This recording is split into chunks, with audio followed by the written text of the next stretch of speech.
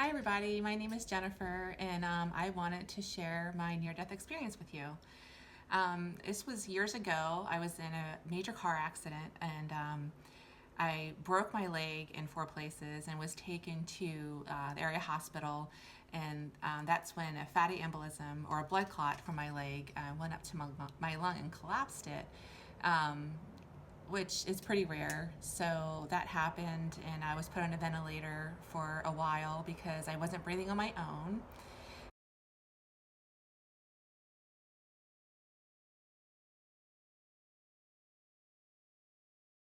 And the whole time I was out, it was actually more of an ordeal for my family than it was for me, because for me, I was having wonderful dreams and great experiences.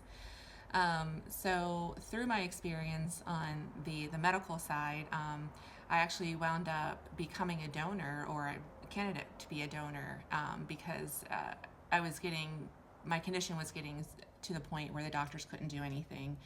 It was pretty much up to me, and I was on a ventilator, and they had an EEG stapled to my head to make sure I still had brain waves going because the ventilator was breathing for me 100%. So once the brain waves stopped, then obviously that's when I could have my organs donated. So for me, though, the experience was much different. So for me, I was at a children's hospital, and the room I was in was beautiful, and there was a slushy machine beside my bed, and I just kept hearing my family's voices. And they say hearing is the last thing to go, and I'm here to tell you that that is true.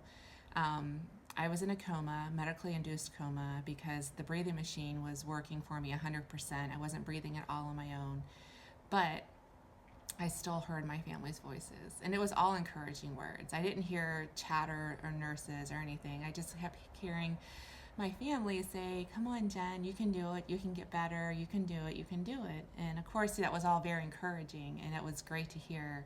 So I would suggest you to do that for anyone that you know that's in a coma. Um, I just kept saying, "Yeah, I'm gonna get better. I'm gonna do this." And with my experience, outside my room were tons of horses, and I've always loved horses. And the thing is when I got better, I was going to be able to go ride the horses. So I kept saying, "Yes, I want to get better so I can ride the horses." And like I said, everything was just, I knew where I was. I didn't know exactly what was going on, and everything was just very positive and a lot of light, and the family speaking and stuff. And so one day it got dark in the room, and things got darker, and my family's voices just became further and further away. And I could still hear them, but then after a while the voices just kind of drifted, and I just became very tired. And of course, I don't know what day that was, but one of the days, they thought that they were going to lose me. They had prepared my parents 2 or 3 times, so I'm not sure if it was that exact day, but what I can tell you from my experience was, yeah, I just became overly tired, just more tired than you'd ever felt in your entire life, and I just wanted to sleep. And I remember closing my eyes halfway, and that's when I saw a light. It was yeah, they call it light, and I think it obviously is light. It's bright and beautiful, but it's not the kind of light that hurts your eyes, and it's not, yeah, it's different than sunlight. It's just pure light. And I was just laying in my bed, and I look up, and I see a silhouette of a face, and I heard a voice, and he says, "Come on, Jen, you can do this. You can get better." And I said, "I'm just tired. I just want to go to sleep." And he said again, "Jen, you can do this." And he says, "I'll help you." And he says, "Just reach my hand." And that was so pivotal. So I had to take that step forward with my last bit of energy and just reach up and grab his hand. So from out of the light, I saw his hand come down, and it looked like he had like a robe on. So I didn't see colors. It was just all very bright. Everything was bright. And he reached down, and I just, with my last bit of energy, reached up and grabbed his hand. And he dragged me through just, it was almost chest first rather than hand first, just through all this light and love and rejuvenation. And I just felt like I felt myself expand within this light. Like there was no borders. I was just within the light and part of the light. And I felt like I was home. I felt like weightless. Like you don't realize how much you carry in this world.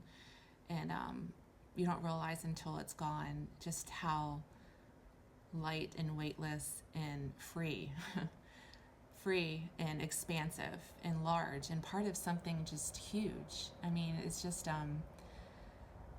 it's home, and you know it is. And, you know, it's just, you just automatically know that you're home. And just the love. So they talk about agape love. And agape love is a love that you choose, not a lust or not a love, you know, between a parent and a child. But it's the most, the strongest love because you choose this love. And there was no judgment. There was just engulfing love and rejuvenation. It was like my soul was being recharged, and just, it was amazing. And yeah, so, and I just felt like we were just all part of one thing, if that makes sense. Like it was just, yeah, it was amazing. So after feeling, you know, that rejuvenation and just, and when you're in that, you've kind of, you know, get these feelings and these intuitions of all these things that you feel, but it wasn't really a conversation. It was more just a being of existence, of just knowing and being a part of that light and that love. And yeah, like I said, I just felt like I was just being recharged. And after that, I woke up, and yeah, I woke up, and, you know, I kind of woke up out of the paralytic. So I went from being almost a donor to being completely healed and going home like a week and a half later from the hospital. So I went from critical care to going home and being discharged. And the funny thing, well, it wasn't funny, but I guess the thing that was difficult about that is everyone looked at me, and, you know, so why I was unconscious, evidently they had doctors coming from all different, you know, areas and different hospitals, hospitals in Washington, and there's different hospitals, trying to figure out what was going on, because the test results showed that I didn't have some of the things that I was showing symptoms with, but they were still treating me for it regardless, just, you know, because they didn't know what else to do. So once I woke up and I was able, you know, to talk to people, they kind of looked at me like, you shouldn't be here. So, but I am, and I'm here to tell you that,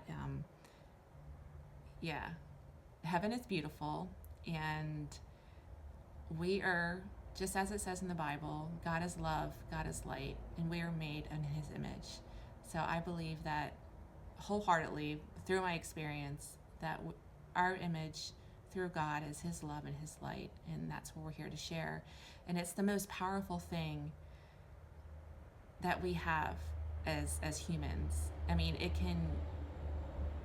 it's stronger than any hate, than, you know, any pride, than any fears, and it's within us to choose. It's a choice.